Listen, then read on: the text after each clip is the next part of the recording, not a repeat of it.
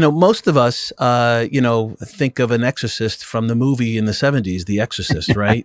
So I guess without getting too sensationalized in the description of what you do, but maybe you could share with our viewers and our listeners, what is it like when you're in front of someone that is possessed and really essentially going face to face in the physical form of a demonic entity? What is that like, and what do you do to prepare for that?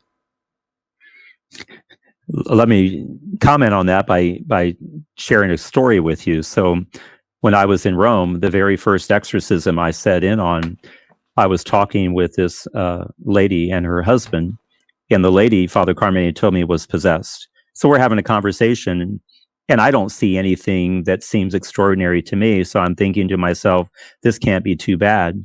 But then Father Carmine walks into the room and he puts a roll of paper towel on a table. He walks back out again. He comes back in again and ties a plastic grocery bag onto the wall radiator. He walks back out again. He comes back in. He has on his brown Franciscan robes. He puts a purple stole on, which is a sign of his priestly office. He has the rite of exorcism in his hand.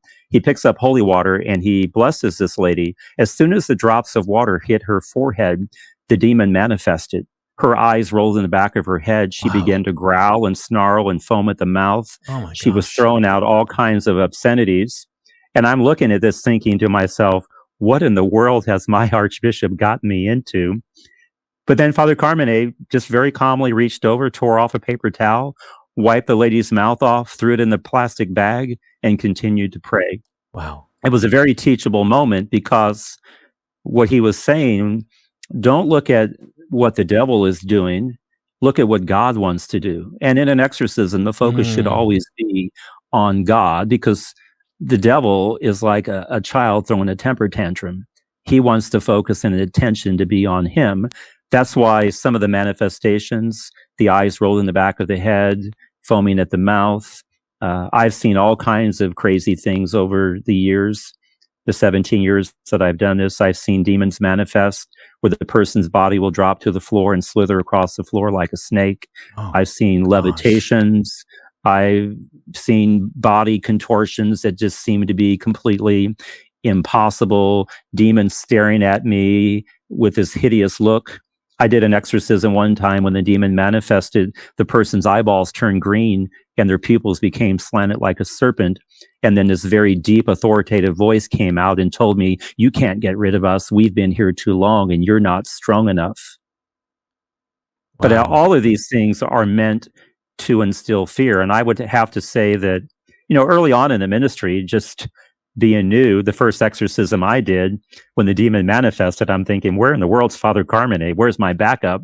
But then realized it's me.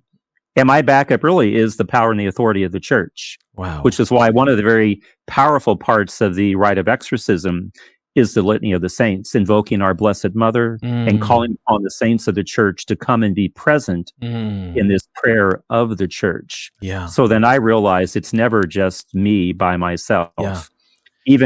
Even Father Carmine told me if I'm ever doing an exorcism and begin to think to myself, wow, look at what I'm doing. He said, you just walked on unholy ground, because it's not what you are doing.